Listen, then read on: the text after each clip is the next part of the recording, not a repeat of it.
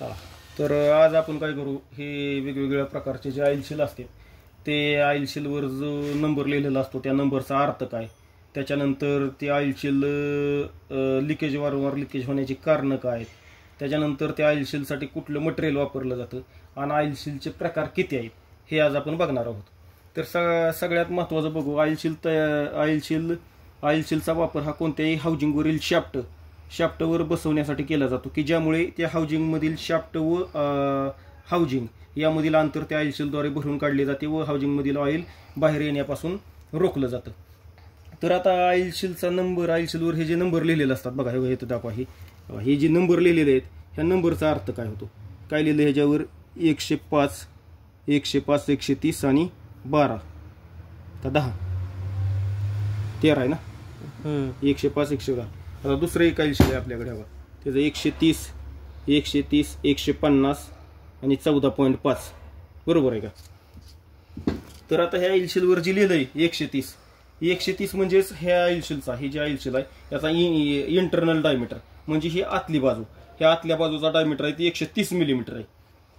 आता 130 मिलीमीटर हा आतील डायमीटर आहे, म्हणजेच त्या ऑइल सीलचा आतील डायमीटर किंवा त्या शाफ्टचा डायमीटर 130 आहे. 130 मिलीमीटरच्या शाफ्टवर हे ऑइल सील बसतंय असा त्याचा अर्थ होतो. त्या या ऑइल सीलमध्ये ही एक आतल्या बाजूने बघा, ही एक ही असते, काय त्याला म्हणायचं, लिप, त्याला काय म्हणायचं, ही ऑइल सीलची लिप आहे.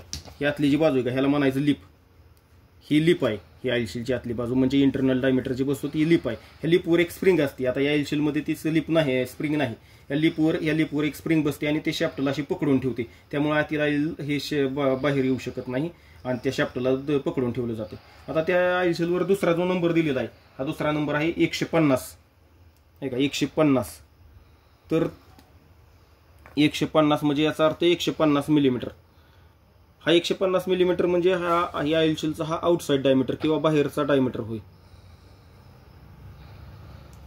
ऑइल सीलचा हा बाहेरचा डायमीटर झाला. आता याच्यावरून आपल्याला काय समजतं की त्या हाऊजिंगचं बाहेरील अंतर 150 मिलीमीटर आहे, म्हणजे हे 150 मिलीमीटरचं व्यास असलेल्या हाऊजिंगमध्ये हे ऑइल सील बसतंय, आउटर डायमीटर. या आउटर डायमीटरमध्ये काय असतं, एक पत्र्याची किंवा ह्याची प्लेट असते, लोखंडी प्लेट किंवा पत्र्याची प्लेट म्हणायचं, आणि त्याच्यावर हे रबर शील फिट केलं. हे बघा, ही पत्र्याची प्लेट दिसते काय, ही पत्र्याची आहे का, ही पत्र्याची प्लेट आणि त्याच्यावर ही रबर शील आहे. अशा प्रकारचा झालं ओडी, ह्याला म्हणायचं आउटसाइड डायमीटर. आउटसाइड डायमीटर 150 आणि इनसाइड इंटरनल डायमीटर 130. आता त्याच्यानंतर ह्याच्यावर शेवटचा आकडा काय दिला, 14.5. 14.5 म्हणजे काय, 14.5 म्हणजे याची ह्या ऑइल सीलची ती जाडी होई, या जाडीचा ऑइल सील ही जाडी जी आहे ती 14.5 मिलीमीटर आहे, असा त्याचा अर्थ होतो. मग याच्यावरून आता आपल्याला काय समजलं, समजा आपल्याकडे एखादा ऑइल सील तुटलं फुटलं आणि जर ती मिळालं नाही तर आपण त्या शाफ्टची साईज मोजायची, त्याची शाफ्टची साईज आणि हाऊजिंगची साईज. याच्यावरून आपल्याला इंटरनल डायमीटर ऑइल सीलचा आणि आउटर डायमीटर कळतो, त्याच्यावरून आपण नवीन ऑइल सील घेऊ शकतो. याच्या व्यतिरिक्त आपल्याकडे बघा, याच्या व्यतिरिक्त ऑइल सीलमध्ये जास्तीत जास्त ऑइल सील तयार करताना कोणत्या मटेरियलचा वापर केला जातो, तर ऑइल सील जास्तीत जास्त तयार करताना जास्तीत जास्त नायट्रेटचा वापर केला जातो. नायट्रेट या मटेरियलपासून ऑइल सील तयार केले जातात. याशिवाय सिलिकॉन व व्हायटनचा सुद्धा वापर ऑइल सील तयार करण्यासाठी केला जातो. आता व्हायटनचा वापर कशासाठी केला जातो, तर जे व्हायटन या धातूपासून बनवलेले जे ऑइल सील असतात ते ऑइल सील 100 डिग्रीपेक्षा जास्त तापमानाच्या ठिकाणी जर एखादा ऑइल सील बसवायचं असेल तर ते व्हायटन या धातूपासून तयार केलेलं आपल्याला बसवावं लागतं, तर त्या ठिकाणी ते तग धरू शकतं. आता ऑइल सीलचे 3 घटक असतात. एक मेटल केस, ही जर आउटसाइड डायमीटर आहे ना त्यालाच मेटल केस म्हणायचं. बघा, ही जी मेटल केस आहे ही पत्र्याचं दिसतं की ह्या पत्र्यावर ही वर्ण रबरी रिंग बसवलेली आहे. ह्याला आउटसाइड डायमीटरला तेव्हा ही पण तसंच आहे, मेटल रिंग आणि त्याच्यावर रबराला भाग, ह्याला मेटल केस म्हणायचं. आता दुसरा जो होतो तो शीलची लिप, ही आतली बाजू आहे ना ही अशी रबरी झालेली असते बघा, ह्याला लिप म्हणायचं. हे बघा, ही आतली बाजू आहे का, ही लिप म्हणायचं. ह्या लिपवर एक स्प्रिंग असते आतल्या बाजूने, ती शाफ्टवर अशी घासून चालते.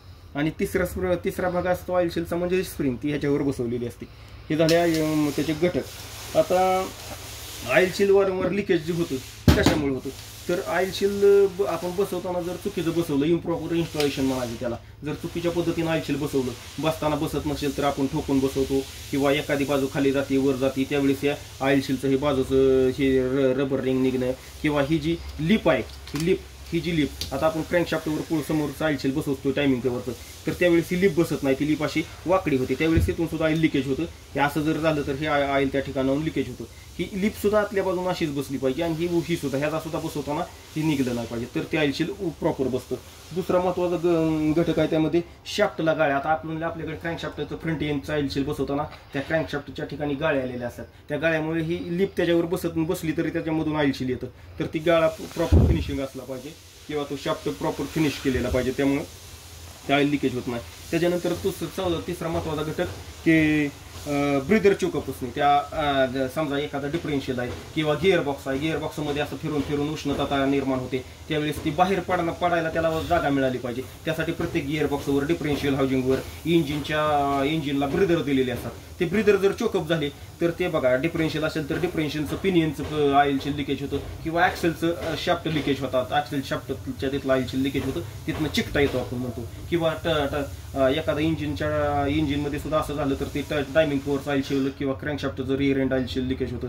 किंवा गिअरबॉक्समध्ये झालं तर चिलिमचं ऑइलशील लिकेज होतं किंवा पाठीमागचं डिफरेन्शियलचं काय गिअरबॉक्सचं फ्लॅंजचं ऑइलशील लिकेज होतं. ही ऑइलशील लिकेज होण्याची महत्त्वाची कारणं आहेत. कुठली तर महत्त्वाचं एक प्रॉपर बसवलं नसणं, दुसरं म्हणजे शाफ्टचं फिनिशिंग नसणं, आणि तिसरं म्हणजे ब्रिदर चोकअप असणं, आणि चौथं म्हणजे ऑइलशीलचं ही क्वालिटी योग्य नसणं.